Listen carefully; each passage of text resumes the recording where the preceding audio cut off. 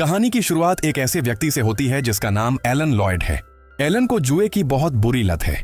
वह बार बार दांव लगाता है और हर बार बड़ी रकम हार जाता है। धीरे धीरे उस पर इतना कर्ज चढ़ जाता है कि हालात उसके हाथ से निकल जाते हैं। अब उसके पीछे इलाके के कुछ संदिग्ध और खतरनाक लोग पड़ जाते हैं जिन्हें वह पैसे देना बाकी है। ये लोग उससे अपना पैसा वसूलना चाहते हैं, चाहे जैसे भी।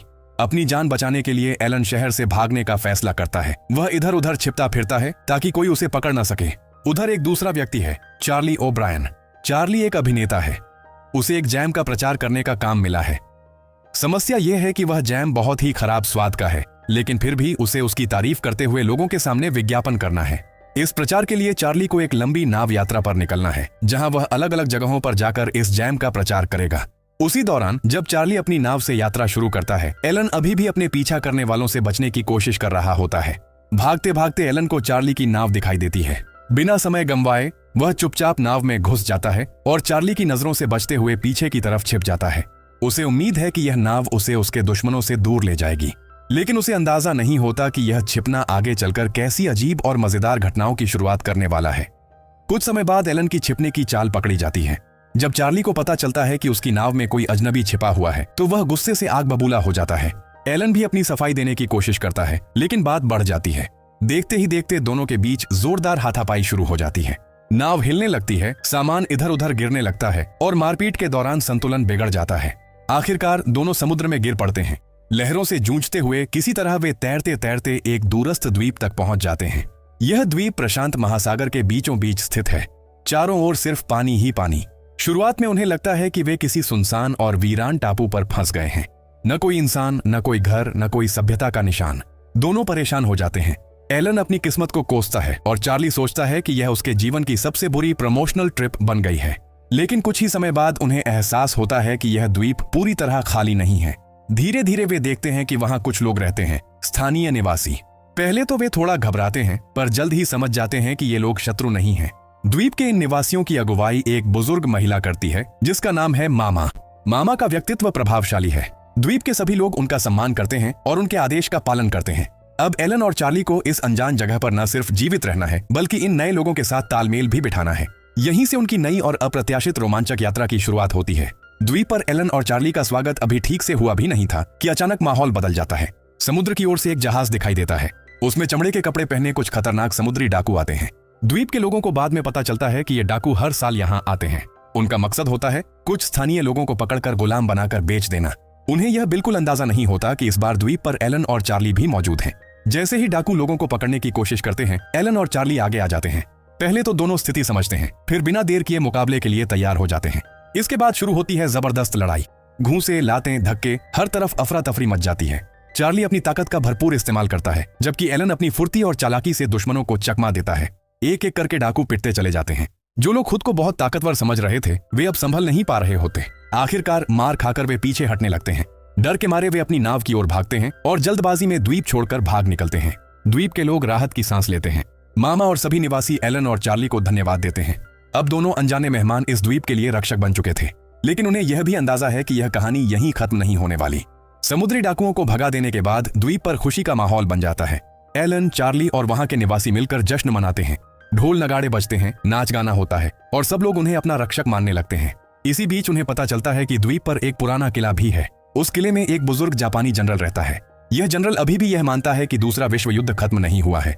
वह सालों से उसी भ्रम में जी रहा है और खुद को अब भी युद्ध की ड्यूटी पर समझता है। एलन और चार्ली उससे मिलने किले में जाते हैं। जनरल उन्हें अपने बंकर में ले जाता है, एक मजबूत और सुरक्षित कमरा जहां वह वर्षों से छिपा हुआ है। वहां वह एक बहुत बड़ा राज खोलता है। वह उन्हें एक जगह ले जाता है और छिपाकर रखी गई ढेर सारी नकदी दिखाता है। वह गर्व से बताता है कि यह पैसा उसने युद्ध के समय अमेरिकी नौसेना से चुराया था और सालों से छिपा कर रखा है। इतना सारा पैसा देखकर चार्ली की आंखें चमक उठती हैं। वह खुशी से पागल हो जाता है। उसके मन में लालच जाग उठता है। चुपचाप मौका देखकर वह सारा पैसा अपने कब्जे में कर लेता है, बिना किसी को बताए। लेकिन तभी कहानी में मोड़ आता है। जापानी जनरल अकेले में एलन से एक सच साझा करता है। वह शांत आवाज में बताता है कि वह सारा पैसा असली नहीं है, वह नकली नोट है। यह सुनकर एलन हैरान रह जाता है।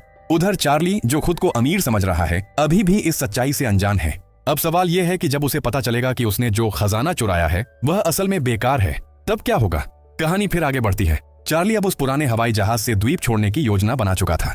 उसे लगता है कि उसके पास ढेर सारा खजाना है और अब यहाँ रुकने का कोई कारण नहीं। एलन भी उसके साथ निकल पड़ता है। चार्ली अब तक यह नहीं जानता कि जो पैसा उसने चुराया है वह नकली है, लेकिन किस्मत को कुछ और ही मंजूर था। उधर समुद्र की तरफ से वही समुद्री डाकू फिर लौट आते हैं, इस बार पहले से ज्यादा गुस्से और ताकत के साथ। इस बार वे अकेले नहीं होते, उनके साथ वही अपराधियों का गिरोह भी होता है जिनसे कहानी की शुरुआत में एलन का टकराव हुआ था। अब वे बदला लेने आए हैं। वे अचानक द्वीप पर हमला कर देते हैं। स्थानीय लोगों को पकड़ लिया जाता है, उन्हें डराया धमकाया जाता है और अपमानित किया जाता है। द्वीप पर फिर से दहशत फैल जाती है। इसी बीच आसमान में उड़ते हुए एलन और चार्ली को नीचे कुछ हलचल दिखाई देती है। उन्हें अंदाजा हो जाता है कि द्वीप पर कुछ गड़बड़ है। दोनों तुरंत फैसला लेते हैं, वे वापस लौटेंगे। पुराना विमान तेजी से नीचे झपटता है। अचानक आसमान से आते जहाज को देखकर हमलावर घबरा जाते हैं। एलन और चार्ली जमीन पर उतरते हैं और फिर शुरू होती है एक और जबरदस्त भिड़ंत। चार्ली अपनी ताकत से दुश्मनों को उछाल उछाल कर फेंकता है। एलन अपनी फुर्ती से वार बचाता है और पलटकर घूंसे बरसाता है। चारों तरफ मुक्कों, लातों और धक्कों की गूंज फैल जाती है। हर वार के साथ दुश्मनों का हौसला टूटने लगता है। आखिरकार दोनों मिलकर हमलावरों को पूरी तरह हरा देते हैं। डाकू और अपराधी जान बचाकर भाग खड़े होते हैं। द्वीप फिर से शांत हो जाता है। स्थानीय लोग आजाद हो जाते हैं और राहत की सांस लेते हैं।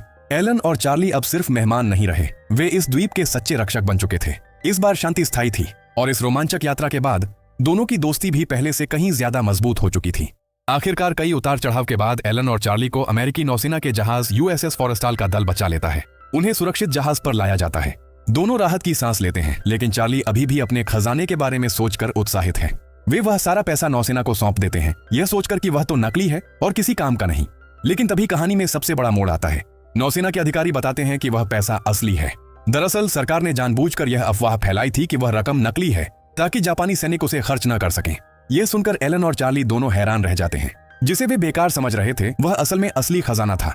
उन्हें नायकों की तरह सम्मान मिलता है, उनकी बहादुरी की तारीफ की जाती है। लेकिन किस्मत फिर उनके साथ खेल खेलती है। आखिर में उनके हाथ में एक भी पैसा नहीं आता। द्वीप के आभारी निवासियों ने जो एक हाथ से बनी मूर्ति उन्हें भेंट की थी वह भी बाद में एक संग्रहालय को दान कर दी जाती है। इस तरह इतने बड़े रोमांच और लड़ाइयों के बाद भी एलन और चार्ली फिर वहीं खड़े रह जाते हैं, बिना पैसे के लेकिन अनुभवों और यादों से भरपूर। कहानी के अंतिम दृश्य में समय थोड़ा आगे बढ़ चुका होता है।